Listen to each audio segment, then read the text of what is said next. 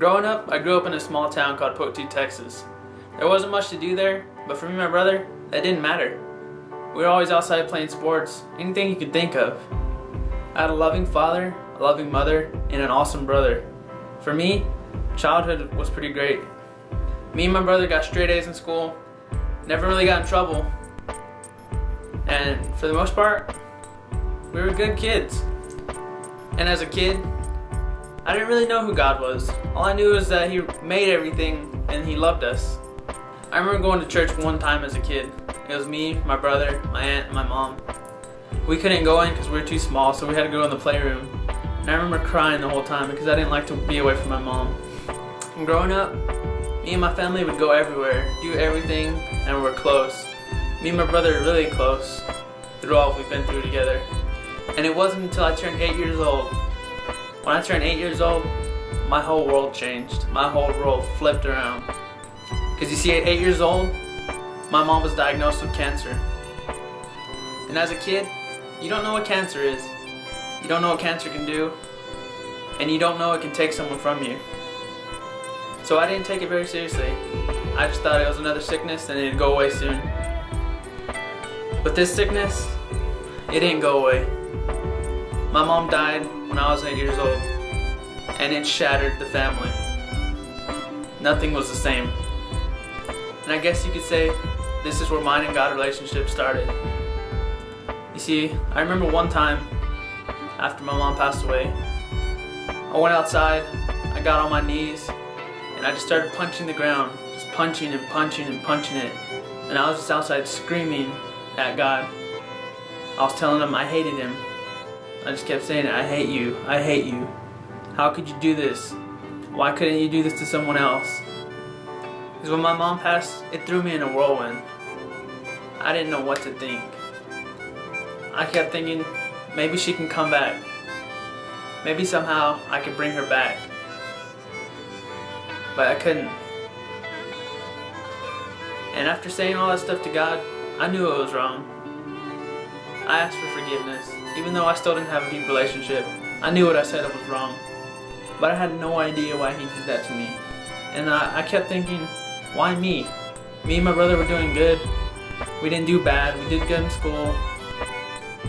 Why did He take my mom?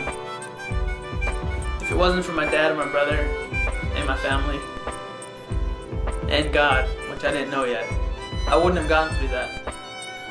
For my dad, I don't know how he could do that. How he could find the one that he loved, have kids with her, and still go on when she passed. It just amazed me. And he stayed strong. And with my brother's help, we made it through. But little did we know, that wasn't the only challenge coming.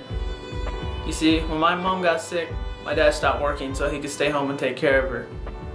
So when rent came, we couldn't pay it. So for a little while, we were homeless. Until my dad met somebody and we moved to Pleasanton. I think this was about 3rd grade. And to be honest, a lot of my childhood memories, I can't remember anymore. I think it may be because a lot of it was suppressed. Now after all this happened, we moved to Pleasanton, started going to school there. I was still making good grades, doing everything I needed to do. But I always felt something missing. And as a kid, I was fine. Until I grew up a little bit older, started getting to junior high and stuff. Then things started kind of going downhill again.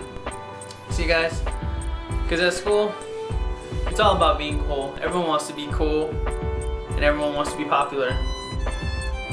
So you pretty much, some people just do whatever they can to be cool. They just do stuff because of peer pressure. And that was me. I started drinking, started doing stuff I shouldn't, started partying, being places I shouldn't be, being out later than I should be, stuff that kids do. And after my mom passed away, I always felt that gap. I always had that urge for that motherly touch. And so when I had girlfriends, I'd get upset if we ever broke up because I felt like it was another woman figure leaving my life. And it upset me more than a normal person. See, I had always respected women because I knew how valuable they were. I knew that they could be taken away. But losing one, it always hit me hard. I remember one time, after a breakup, I fell into a low slump. I can remember staying in bed for about a week, just low, in a low place. Friends would call me up, I'd tell them I didn't want to do anything. I'm serious, I stayed in my bed for like a week straight and didn't get up but to eat and use the restroom. But I got out of that slump. Eventually I started hanging out with friends, and that's what I needed to get me out of it. See, during all this stuff, during the low parts of my life, I would pray to God and He would get me out. But I really didn't realize that He was always answering my prayers and getting me out of these places. And during school, doing good fell second to being popular. So I was really more worried about getting people to like me rather than making good grades. Because I've done that. I guess it got kind of boring to me. I wanted just to be popular. So I started partying even more, started smoking, started drinking, some real dumb stuff. And sadly enough, a lot of that stuff does go on during school. A lot of kids are doing that. So I just fit right in and just joined them. And one night, I was hanging out with some people, and I was at the wrong place at the wrong time. And they were doing something they shouldn't do, and I was there with them. So we got caught, got pulled over by the police, and I went to juvenile.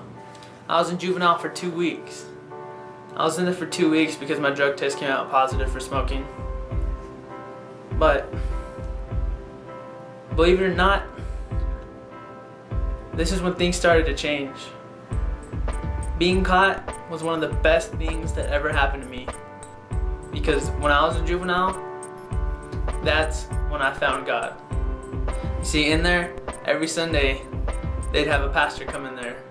And he'd hand out Bibles and he'd preach the gospel. So in there, it's pretty boring. You go into your cell, you come out, go into your cell. So whenever I had free time in my cell, I'd start reading that Bible. I didn't know what it was about, but I loved it. I kept reading and reading and reading. Maybe because I was bored and I had time, but that thing was awesome. And I just remember apologizing to God for all the stupid stuff that I had done. And that's when our relationship formed. I asked Him, Lord, I'm in a real bad place. I'm in a real low place. You know, I can't do this on my own. I need you. I need you to help me I need you to help me get out of here. So I kept praying and praying and praying. And guys, if you have a deep relationship with God, you know that He's there. You can feel Him in you. I accepted Christ, and I knew that that was the start of the best relationship I could ever make. You see, 2 weeks later, I got out, but I got out with something amazing, something I didn't go in with, something that would follow me for the rest of my life. I had planted that seed in my own heart that God was my Lord and Savior, and He was always going to be there for me from now on. You see, anytime I've ever asked Him for anything, He has always been there to give me what I need, not what I want. I've asked for some stupid stuff, and He's always given me what I need. You know, there's a difference between asking for what you want, and there's a difference between asking what you need. What you want may not always be good for you, and that's why you don't receive it. But what you need, God will always be there to give it to you. And He was for me. See, I came out of there changed. But I still sinned. I still did stupid stuff. But I know whose I was and where I wanted to go. So I started living better. I started doing better. And one day, one of my friends invited me to church. Her father was a pastor in our town, and I was like, hey, okay, I know God, so, I mean, let's do this. So I started going to church. I started reading my Bible. and I was just on fire for the Lord.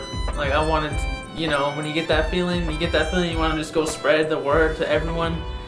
Like I was still in high school, so it's a lot harder than it seems in your head, but don't let me stop you from doing it. If you feel that, go and do it. But I went to camps, and if you've been to camp, you know that fire you get from being there. So it's awesome. I encourage y'all to do that. And soon after that, I got baptized because I didn't want to live without God anymore. I knew I couldn't do this without God. I knew why I was made on this earth, and it was to worship Him, to follow Him, and to spread His gospel. And I didn't want to live alone anymore because I couldn't make it. There's times in my life where if I didn't have God, I wouldn't be in front of you right now. And that's a fact. I wouldn't be here without Him helping me through my life. And guys, I don't want you to feel sorry for me that my mom passed away. I know she's in a better place now. No more suffering, no more cancer, no more pain. I know she's up there in heaven looking down, smiling at the man I become. And I wouldn't have became that man without God, my family, and all my friends. And I want to thank everyone who's ever helped me get to where I am now. Because without you, this wouldn't be possible. Thanks.